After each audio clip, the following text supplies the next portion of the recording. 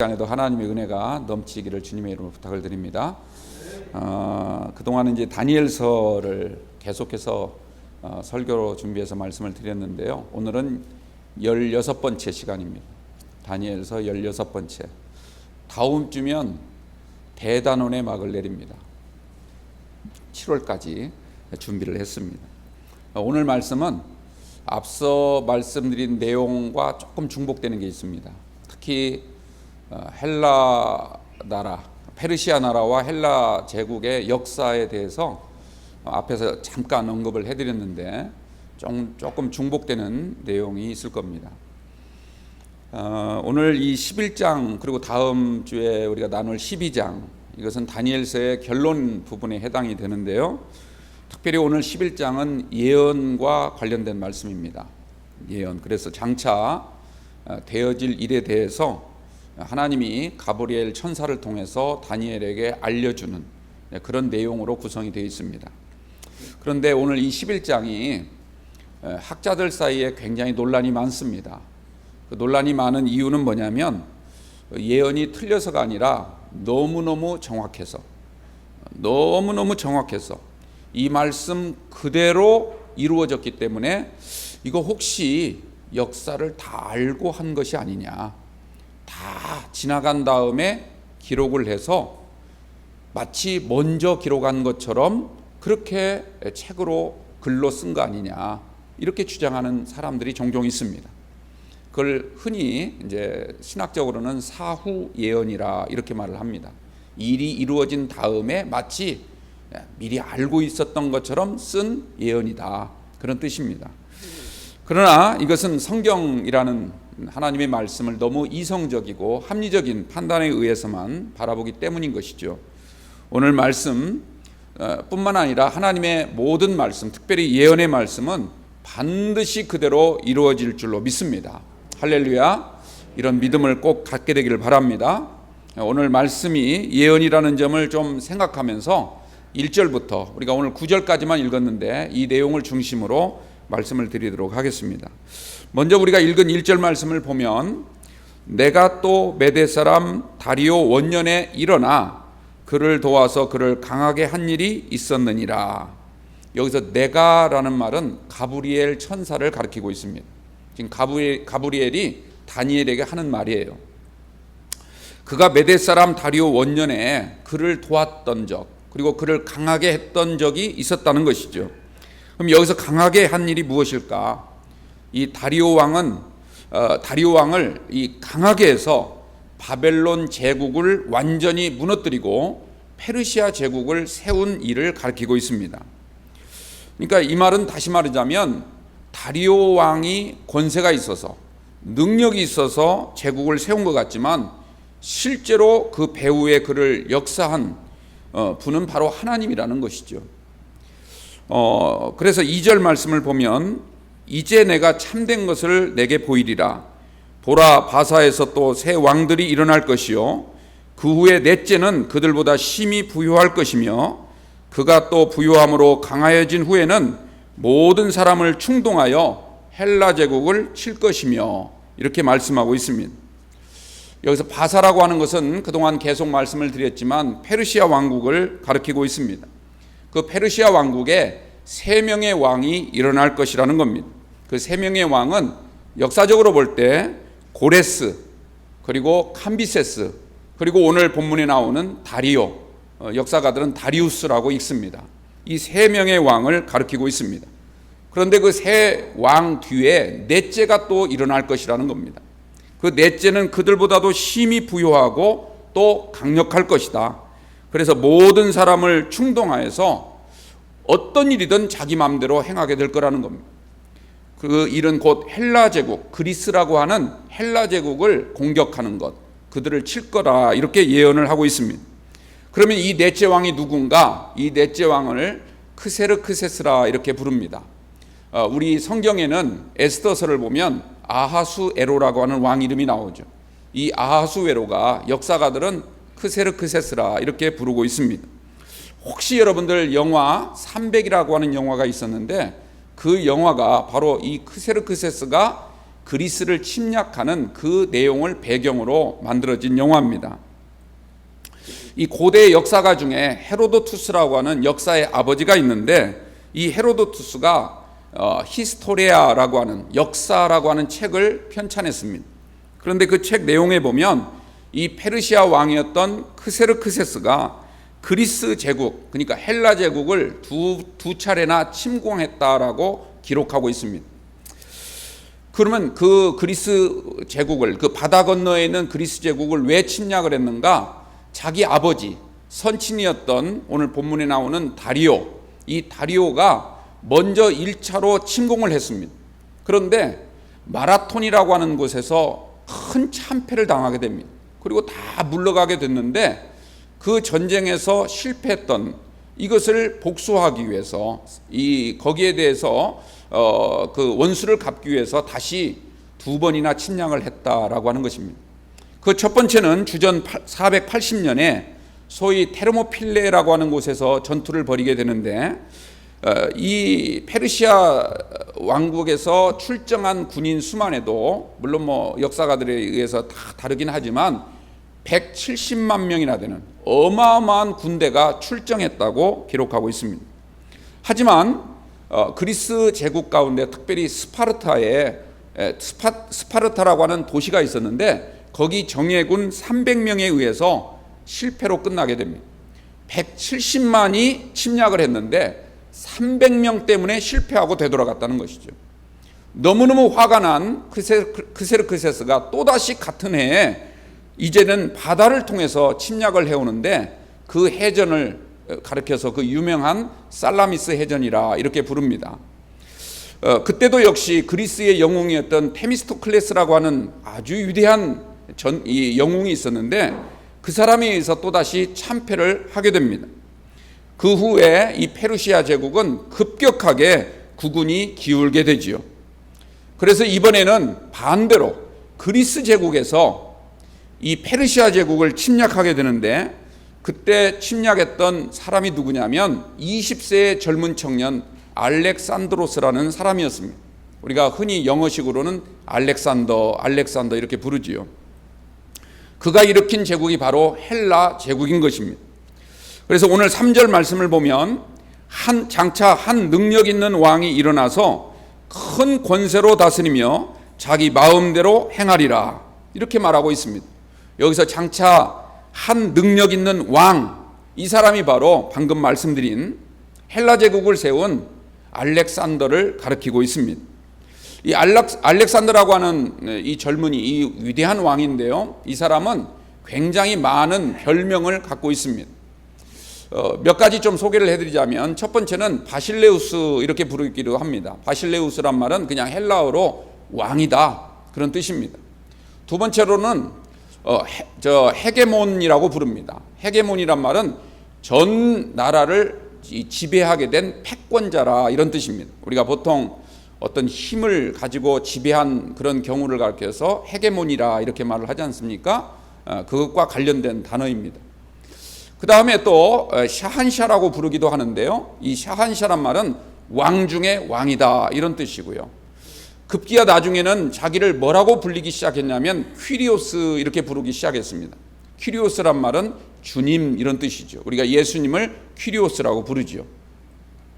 자기 자신을 마치 신의 아들처럼 자처하면서 이렇게 많은 별명을 가진 자가 알렉산더였습니다. 하지만 그의 권세는 그리 오래가지 못했습니다. 33살이라고 하는 아주 창창한 나이에 갑작스럽게 급사하게 됩니다. 문제는 이 알렉산더가 갑자기 죽으면서 유언을 남겼는데, 그의 후계자에 관하여 묘한 유언을 남겼습니다. 자기 아들에게 주라, 이렇게 하지 않고 가장 강한 자가 차지하라, 이런 유언을 남기게 된 겁니다. 이 말을 들은 수많은 측근 사람들이 그때부터 이 왕이 죽은 후에 이 자리를 찬탈하기 위해서 자기들끼리 심하게 다투기 시작합니다. 그동안 함께 왕을 섬겼던 수하 장수들, 그리고 참모들 모두가 내가 가장 강하다, 내가 바로 후계자다, 이렇게 자칭하면서 서로 왕권을 차지하기 위해서 음모와 모략과 그리고 권모술수로 일관하게 됩니다. 서로 죽고 죽이는 살육전쟁이 일어나게 되고 이로 인해서 그 넓었던 제국이 네 토막으로 갈라지게 되지요. 그래서 오늘 4절 말씀을 다시 한번 보시면요, 제가 읽어드릴게요. 그러나 그가 강성할 때에 그의 나라가 갈라져 천하 사방에 나누일 것이나 그의 자손에게로 돌아가지도 아니할 것이요 또 자기가 주장하던 권세대로도 되지 아니하리니 이는 그 나라가 뽑혀서 그 외에 다른 사람들에게로 돌아갈 것임이라. 이렇게 말씀하고 있습니다. 천하 사방으로 나라가 갈라진다는 거죠.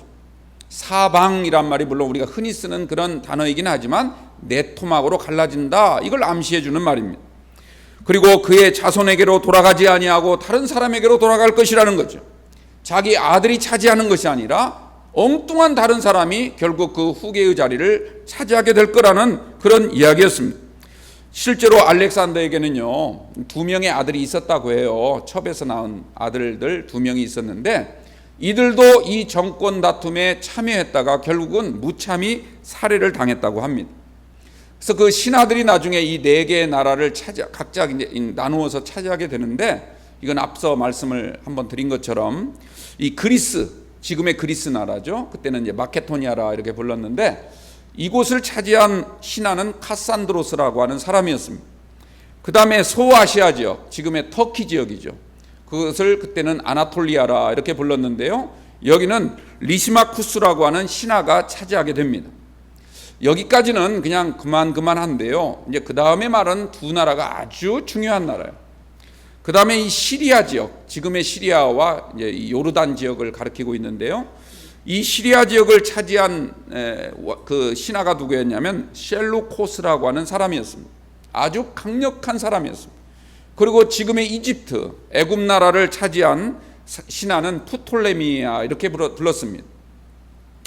이 4명이 각기 제국을 이제 나누어서 차지하게 되는데요. 문제는 첫 번째 말씀드렸던 카산드로스, 그러니까 그리스 제국이죠. 그 다음에 두 번째 말씀드렸던 리시마쿠스, 지금의 터키 지역을 차지한 이 두 나라는 얼마 못 가서 이들이 죽는 바람에 또 전쟁에서 패하는 바람에 시리아와 하나가 되고 맙니다. 통합을 하게 돼요. 그래서 셀루코스라고 하는 왕이 다 그 지역을 함께 합병해서 차지하게 됩니다. 오늘 5절과 6절에 나오는 북방왕이다라는 말은 바로 셀루코스를 가리키고 있습니다. 그리고 남방왕은 프톨레미라고 하는 그 신하를 가리키고 있는 것입니다. 북방왕인 시리아의 셀루코스, 그리고 남방왕인 이집트의 프톨레미, 이 둘 사이는 끊임없이 전쟁을 하였습니다. 처음에는 남쪽 이집트가 좀 강하였는데 점점 세월이 흐르면서 밀리기 시작해서 북쪽이 더 강하게 되었습니다. 그러자 이번에 남방왕이었던 이 프톨레미가 북쪽 왕에게 화친을 도모하게 됩니다.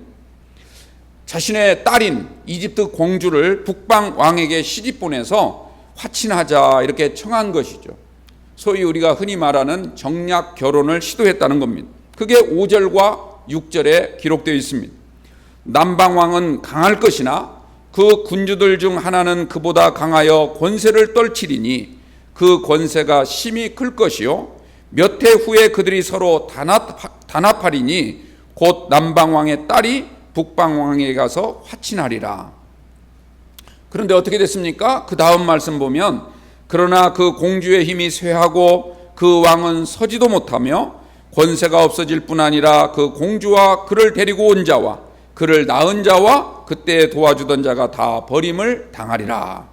이 말이 무슨 말이냐면 이제 이집트 공주가 시집을 와서 거기서 이제 자식을 낳고 내 자식을 이 시리아 여기에 왕으로 세워야 되겠다, 이런 생각을 갖고 여러 가지 이제 은밀하게 계획을 세우는데 그러나 그게 들통이 나고 발각이 되자 결국은 다른 사람들에 의해서 무참히 살육을 당하게 됩니다.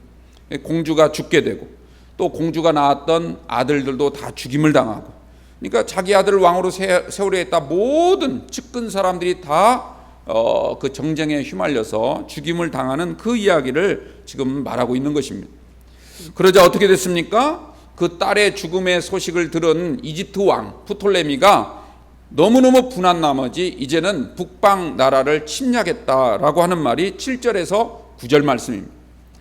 그러나 그 공주의 본 족속에게서 난 자 중에 한 사람이 왕위를 이어 권세를 받아 북방왕의 군대를 치러 와서 그의 성에 들어가서 그들을 쳐서 이기고, 8절 보면 그 신들과 부어 만든 우상들과 은과 금의 아름다운 그릇들은 다 노략하여 애굽으로 가져갈 것이요 몇 해 동안은 그가 북방왕을 치지 아니하리라. 그런데 9절을 보면 이번에는 북방왕이 다시 남쪽 이집트를 공격해가는 이야기가 나오죠. 북방왕이 남방왕의 왕국으로 쳐들어갈 것이나 자기 본국으로 물러가리라. 이어지는 이제 오늘 9절까지만 읽었는데요, 10절 이하의 말씀 쭉 읽어보면 이런 이야기들이 계속 반복적으로 나오고 있습니다. 서로 물고 물리는 전쟁으로 인해서 결국은 어떻게 된다는 거예요? 다 망하고 만다, 그런 이야기입니다. 그 예언이 지금 가브리엘 천사의 입을 통하여 우리에게 전해지고 있는 것입니다. 자, 내용은 잠깐 설명을 드렸고요. 이제 중요한 건 뭐냐? 하나님이 왜 가브리엘 천사를 보내서 다니엘에게 이 사실을 알려주고 있느냐라고 하는 것이죠. 왜 이 사실을 알려주고 있을까? 단지 제국들의 흥망성쇠가 어떻게 될 것인지 궁금할까 봐 미리 정보를 가르쳐 주신 것일까? 아니면 앞으로 누가 패권을 차지할 것인지를 미리 가르쳐 줘서 이스라엘이 어느 쪽에 줄을 서야 될까, 이것을 판단하도록 하기 위해서 가르쳐 주시고 있는 것일까? 여러분들, 하나님이 그런 마음으로 가르쳐 주신 게 아닙니다. 왜 하나님이 다니엘에게 알려주실까?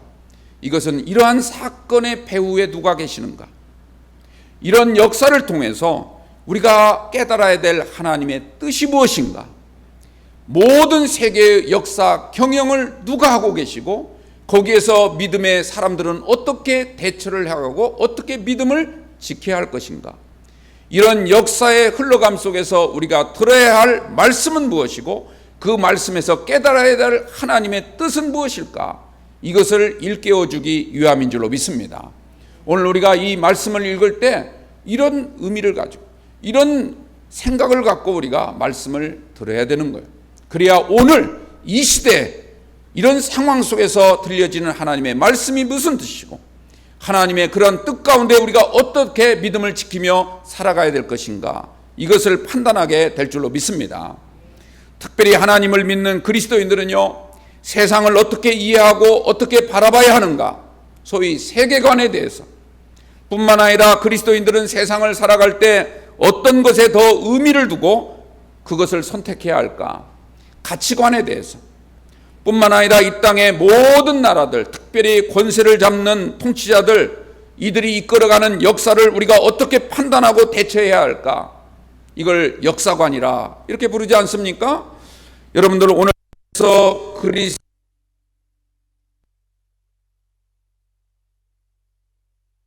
오늘 우리가 이 시대를 살아가지만 이 시대 속에서 반드시 우리는 하나님의 거룩한 자녀로서 하나님의 백성으로서 바라봐야 될 역사관이 어떤 역사관인가를 깨닫게 되는 귀한 은혜의 시간이 되기를 주님의 이름으로 축원드립니다.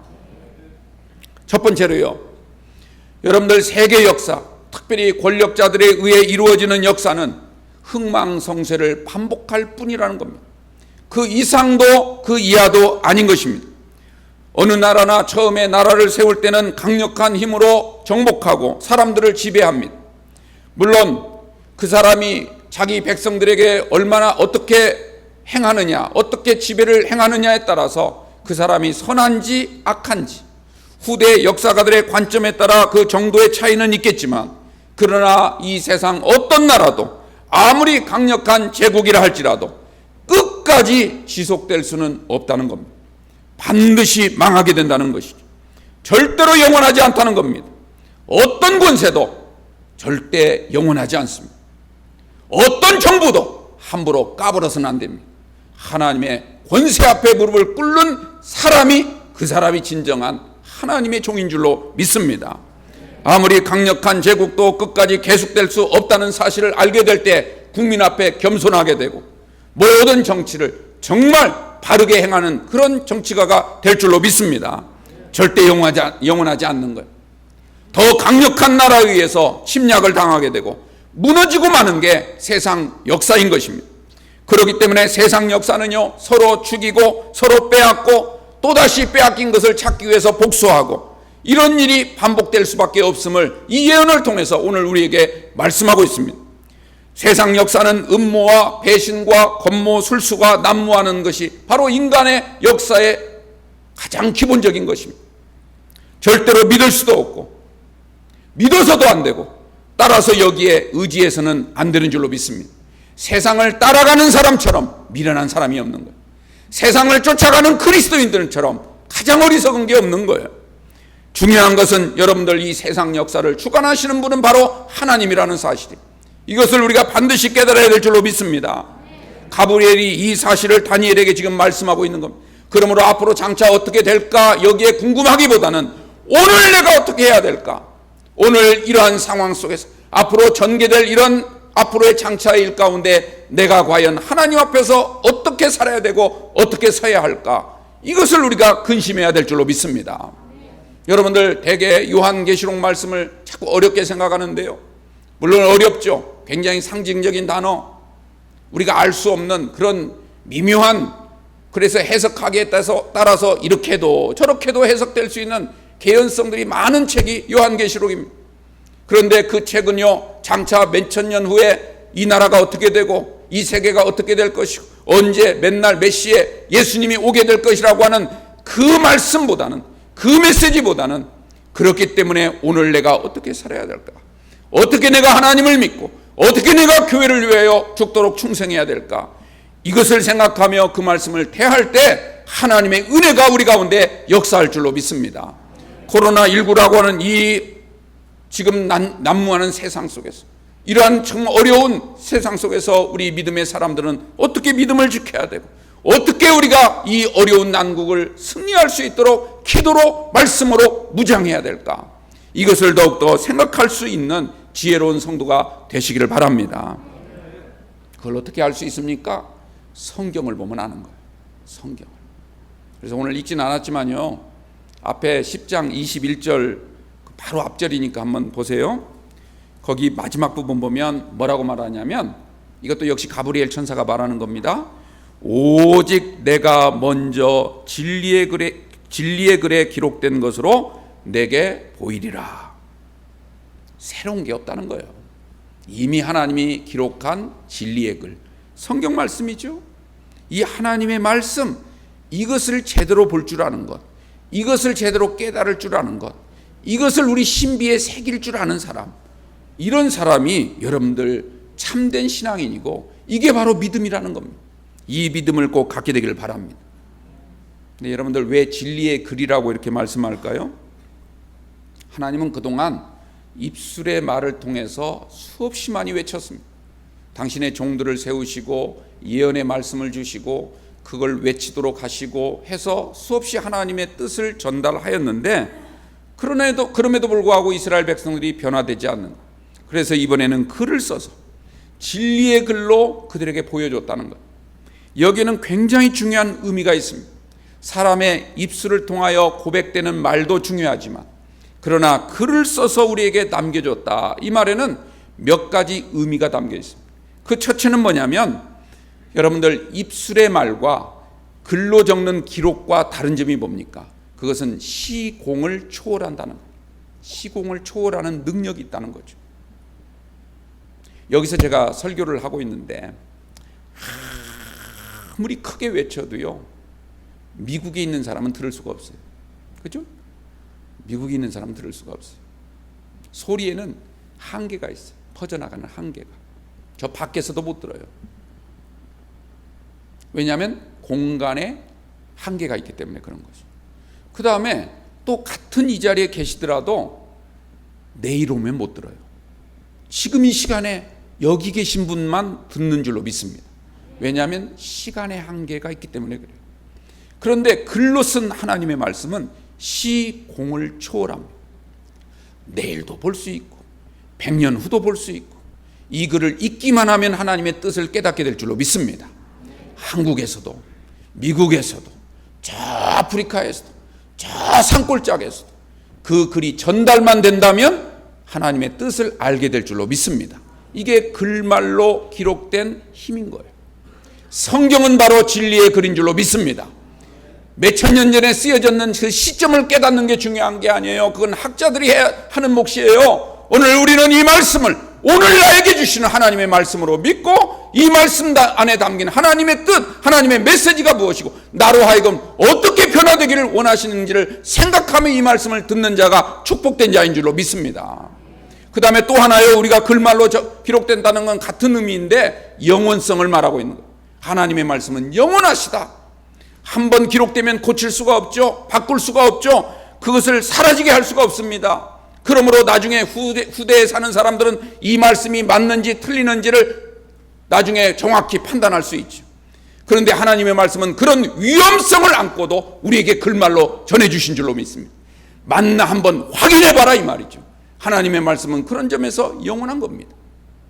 하나님이 예언을 주실 때는 일어나지 않은 일을 먼저 말씀하셨지만 나중에 이루어지고 나니까 그 말씀이 맞구나, 진리구나 깨닫게 되는 거예요. 베드로가 예수님을 따라다닐 때는 입말로 들었습니다. 예수님이 천국 복음을 가르치고 또 예수님이 성경 말씀을 풀이해 주시고 수없이 많은 말을 들었지만 믿음이 없다 보니까 그때는 그냥 그런가 보다 했어요. 그런데 나중에 예수님이 성경대로 사시다가 성경대로 죽으시고 성경대로 부활하신 그 모습을 봤을 때 그 말이 맞구나, 그때서야 깨닫고 주님 말씀 안에서 그가 무너지고 하나님 앞에 탄식으로 자기의 죄를 고백하면서 죽음을 각오하고 복음을 전한 사도가 된 줄로 믿습니다.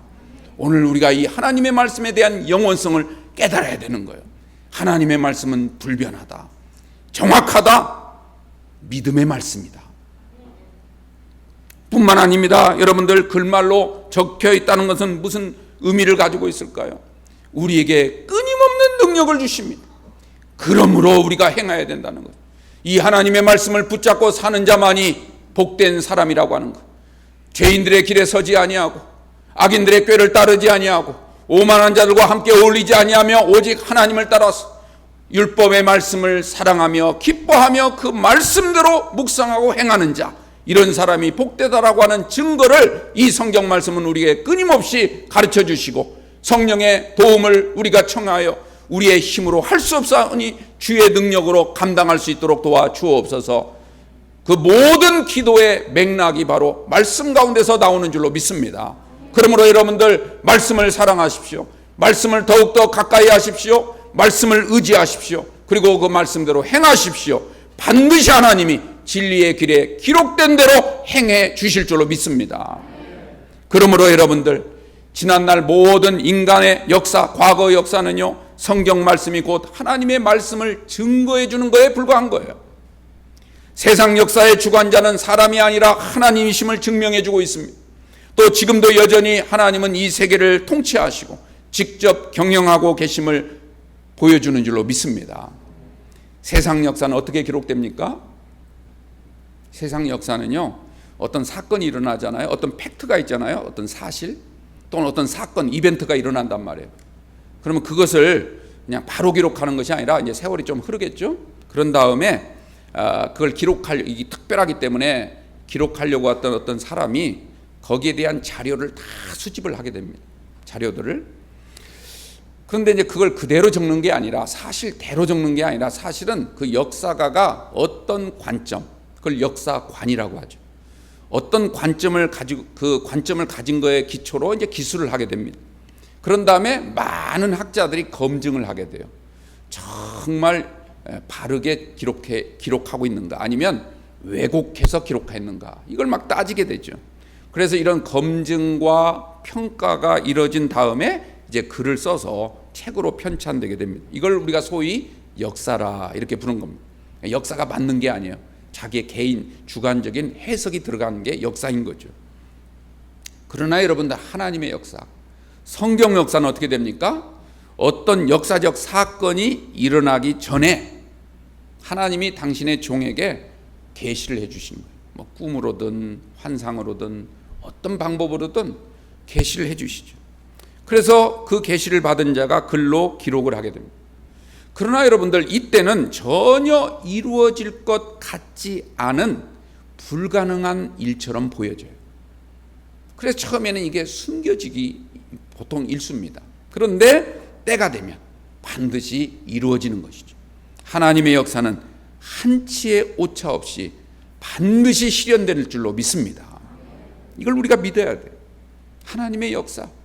또 하나님이 이런 역사를 어떻게 실현해 나가시는가, 어떻게 구체적으로 이루시는가, 이것은 인간의 생각과 사유를 뛰어넘습니다. 인간이 생각하는 것과 달라요. 시공을 초월합니다. 결국 하나님 백성에게 믿음을 갖도록 하기 위한 목적을 갖고 하나님의 역사를 이루어 가시는 겁니다. 그 믿음으로 미래를 준비하도록 하십니다. 그러니까 하나님은 하나님의 역사를 그냥 던져만 놓는 것이 아니라 믿음의 성도들을 통하여 그 약속을 이루어 가시는, 우리를 적극적으로 동참시키시는, 우리의 파트너가 되시는 하나님이심을 믿으시기 바랍니다. 그러므로 하나님과 함께 동행하는 자가 축복된 자인 거예요. 하나님 앞에서 늘 말씀과 기도로 나아가면서 필요할 때마다 주님께 도움을 청하는 자가 행복한 그리스도인 줄로 믿습니다. 여러분들도 하나님의 말씀을, 이 성경 말씀을 듣고 배우고 익힐 때마다 이런 믿음을 갖게 되기를 주님의 이름으로 축원합니다. 이게 가장 행복한 거예요. 두 번째로요, 우리 모든 그리스도인들의 마지막 희망, 궁극적 소망은 바로 예수 그리스도뿐이라는 겁니다. 세상 역사는 우리에게 그걸 가르쳐 주시고, 우리가 가져야 될 역사관은 바로 이 역사관을 가져야 되는 것입니다. 이 땅의 역사, 제국들의 역사는 대단하게 보이지만 희망을 찾을 수가 없는 것입니다. 승리한 것 같지만 또다시 전쟁의 소용돌이 속으로 우리를 몰아넣습니다. 이겨서 잠시 기쁘지만 그러나 얼마 지나지 않으면 또다시 두려움과 공포에 휩싸이게 됩니다. 여러분들, 세상 모든 역사는 영원할 것 같지만 영원하지 않습니다. 더 힘센 강자에 의해서 정복당하게, 이런 고통이 반복적으로 나타나는 것이 세상 역사일 뿐인 거예요. 이것을 꼭 기억하게 되기를 바랍니다. 그러나 여러분들, 예수님이 다스릴 세상, 예수님이 오셔서 이루실 나라는 영원한 줄로 믿습니다. 절대 무너지지 않습니다. 그리고 주님이 우리에게 주시는 것은 영원하고도 완전한 평강인 거예요. 궁극적인 샬롬, 이것이 바로 주님이 우리에게 주시는 가장 큰 행복인 줄로 믿습니다. 예수님의 역사는요, 십자가의 죽으심을 통해서, 그때 당시 사람들은 완전한 패배였다라고 보았지만 그러나 부활과 영생을 통하여 사상 초유의 역설적 승리를 우리에게 안겨주신 그분이 바로 우리 주님 예수님이신 거예요. 성경대로 이루신 약속의 하나님이신 줄로 믿습니다. 예수님의 통치 방법도 한번 보십시오. 세상 권력자들처럼 힘으로 통치하는 것이 아니라 성령을 통해서 우리에게 사랑과 자비로 항상 나타나십니다. 우리에게 그렇게 역사하시는 거예요. 수없이 많은 죄를 지었음에도 불구하고 다시 주님 앞에 와서 눈물을 흘리며 회개하는 자를 주님은 힘껏 끌어안으시고, 그리고 죄로 인하여 고통받는 자를 위로해 주시고, 저 성전 구석에서 정말 사람들 앞에 낯을 들지 못하는 사람에게 다가가셔서 너의 기도를 들었노라 말씀하시는 분이 바로 우리 주님이십니다. 그리고 그 모든 일들은 오직 교회를 통해서만 이루시는 줄로 믿습니다. 교회는 구원의 문인 거예요. 하나의 건물이 아닙니다. 여기가 교회입니다 알리는 십자가 건물이 아니에요. 여러분들, 교회는 바로 성령이 역사하시는 곳이고 하나님의 약속이 선포되는 곳이 바로 교회인 것입니다. 그러므로 교회를 사랑하는 자는 곧 주님을 사랑하는 것이고 하나님의 나라를 앙망하는 자인 줄로 믿습니다. 여러분들, 교회만이 구원과 영생의 소망이 있는 거예요. 이것을 믿는 교회, 이것을 선포하는 교회, 이것을 지키는 교회, 이런 교회, 주님은 재림의 약속을 끊임없이 주시고 아무리 어려운 상황 속에서도 희망의 끈을 놓지 않도록 우리에게 힘을 보태주시는 줄로 믿습니다. 그리고 마지막 심판의 날, 그날이 됐을 때 마지막 승리를 우리에게 안겨주실 줄로 믿습니다. 마지막으로요, 하나만 더 말씀드리자면, 우리 그리스도인들이 가져야 될 역사관은 무엇인가? 결론은 하나님 중심의 신본주의 역사관을 가져야 되는 거예요. 우리의 모든 삶은 내 시간표, 세상 시간표에 맞추는 것이 아니에요. 하나님의 시간표에 맞춰야 돼요. 하나님의 시간표. 그걸 오경이 우리에게 끊임없이 말씀하고 있습니다. 하나님의 때에 맞추라는 거예요. 예수님도 그렇게 말씀하셨죠? 예수님의 제자들이 묻습니다. 사마리아에서. 아니 우리 유대인들은 예루살렘에서 예배드려야 된다고 하고 저 사마리아 여성은 그리심산에서 예배를 드려야 된다고 하는데 어떤 게 맞나요? 물어보잖아요. 그러니까 이것도 아니고 저것도 아니고 하나님의 때를 아는 사람, 때가 되면 신령과 진정으로 예배할 때, 이 때를 강조하시잖아요. 그때 주님이 이곳에 오셔서 예배하는 자들 가운데서 찾으시느니라. 이게 요한복음 4장 23절 24절 말씀 아닙니까? 여러분들 하나님의 때를 우리가 꼭 기억하게 되길 바랍니다. 하나님 중심의 세계관, 그리고 성경 중심의 가치관, 교회 중심의 역사관, 이것을 우리가 입술로 고백한다고 되어지겠습니까? 입술로 고백한다고만 가질 수 있는 게 아니에요. 모든 역사 경영의 주관자가 창조주 하나님이심을 믿는 신앙, 이것이 바로 우리에게 필요한 겁니다. 즉 하나님의 역사를 인정하고 그 역사의 중심에 우리가 항상 있어야 된다는 것. 그래서 성령이 우리에게 베푸시는 신비한 체험을 여러분들 다 경험하게 되기를 바랍니다. 정말로 하나님의 주권과 세계 경영의 섭리를 믿는 사람이라면 하나님의 때를 알고 그 때를 위하여 기도하고 준비해야 됩니다. 슬기로운 다섯 처녀처럼 늘 등불에 불이 꺼지지 않도록 기름을 준비하면서 그 때가 이를 때까지 우리는 늘 기도하고 늘 기다리는 일에 최선을 다해야 될 줄로 믿습니다. 자기의 때를 말하는 것이 아니라 자기 생각대로 신앙생활하는 것이 아니라 때로는 자기는 막 조급하고 금방 안 될 것 같지만 하나님은 기다리라 말씀하시면 그때가 더 좋을 때라고 믿고 기다릴 줄 아는 성도, 이 사람이 믿음의 사람인 줄로 믿습니다. 하나님만이 모든 일의 처음과 끝을 아시기 때문에 그래요. 하나님은 알파가 되시고 오메가가 되시는 거예요. 그러므로 하나님의 시간표에 맞춰 사는 사람이 가장 행복하고 가장 복된 인생입니다. 여러분들 아무리 급해도 하나님의 때를 아는 사람이 되시길 바랍니다. 서두르지 마세요. 그리고 아무리 지금 큰일 날 것 같지만 여러분들 하나님의 때를 정말 믿는다면 겁내지 마세요. 뭐라고 해도 두려워하지 마세요. 벌금 내면 되죠. 뭐 그렇게 어려워요. 아마 저 위에 지금 관에서 아닌가요? 신고하세요. 제가 말씀드리잖아. 뭐 그렇게 걱정하세요. 하나님의 역사를 믿고 최후 승리를 믿고 영생에 대한 약속을 믿는다면 여러분 우리는 날마다 하나님의 은혜를 찬양할 줄 아는 사람이 되어야 될 줄로 믿습니다. 우리를 구원하신 그 은혜, 지금도 나를 이끌어 가시는 그 은혜, 40년 동안 우리 영과 함께를 지켜주신 그 은혜, 앞으로도 계속해서 우리를 함께 하실 그 은혜를 우리가 생각하시며 여러분들 하나님이 나오는 이 예배만큼 소중한 게 어디 있습니까? 이 예배로 하나님께 영광 돌리시기 바랍니다. 아니 교회 보고 예배 드리지 말라는 것은 정부 보고 정치하지 말라는 얘기예요. 그렇지 않습니까? 가장 중요한 핵심을 빼려고 하는 거예요. 여러분들 왜 거기에 좌지우지하세요? 물론 우리가 조심해야죠. 걸리면 안 됩니다.